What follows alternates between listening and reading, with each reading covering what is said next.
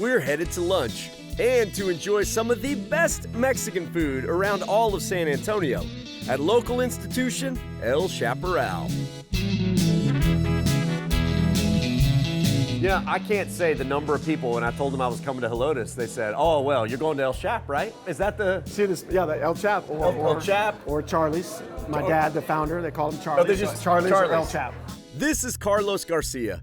His parents, Charlie and Mary, started El Chap in 1972 when it was just a tiny Mexican restaurant shoved in a house.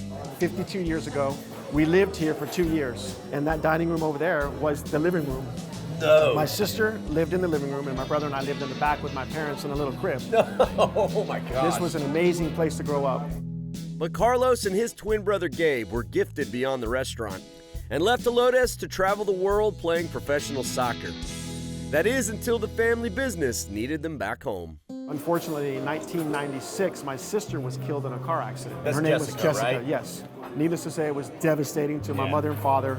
So that's when I called them up in 1997 and I said, "Hey, do you mind if I come back and get involved?" And of course, my dad said, "Yeah, sure." So my twin brother, Gabe, and I, we run the day-to-day operations. Next generation. Yeah, the next generation. It's just deeply ingrained in my DNA, this restaurant. It's an amazing blessing to come in every single day, but it didn't come easy.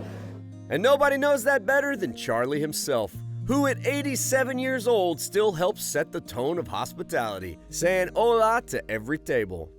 And he's literally the face of El Chaparral, and they love him. It's a tough job, huh? Kiss babies and some ladies, you know.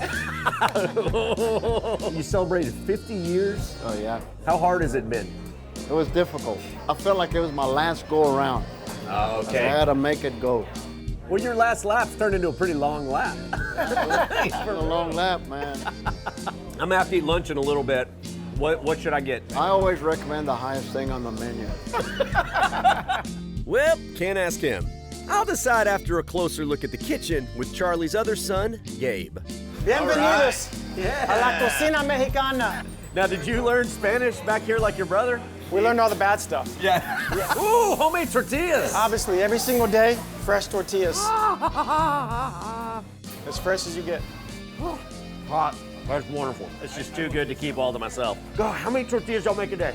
2,500 a day at least. So this never cools off. Always going. We have our homemade chili con carne here, which is one of the things that makes the El Chaparral so unique. This is very labor intense. We do have 13 different sauces, but this is our staple, chili con carne. Okay, you grow up in this house, you eat this food every day, you become a professional athlete. There has to be a connection. That's a really good mean, it thing. has to- I suppose, not just one, two of us. Well, there's something in the chili con carne. We always say it's lard and love.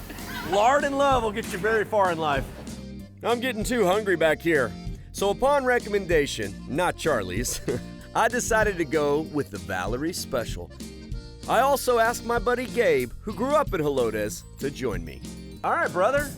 You've only been telling me to come eat here for like a decade. Yeah, definitely. What's the affinity for this place? Well, you know what you're gonna get. You know how it's gonna taste. It's delicious. I grew up on this. Oh, dude, that cheese enchilada is legit. This is a rite of passage. When you grew up in Helotes, did you feel like you were growing up in the country or in the city? Oh, it was definitely country. All there was bluebonnet pastures, listening to Dwight Yoakam and Willie Nelson from John T. Fuller's Country Store, going, man, one day that might be me out there. Keep the dream alive, Gabe. Yeah. Keep the dream alive. Mexican food is so pervasive. You think in your brain, okay, I've had it all. And then you come here and you're like, oh gosh, this hits different. Yeah. These are the best beans ever. There's as much lard as there is bean. There's a little pull of grease on there, but you're supposed to have that with Tex-Mex. That's what it's supposed to This be. is the spot.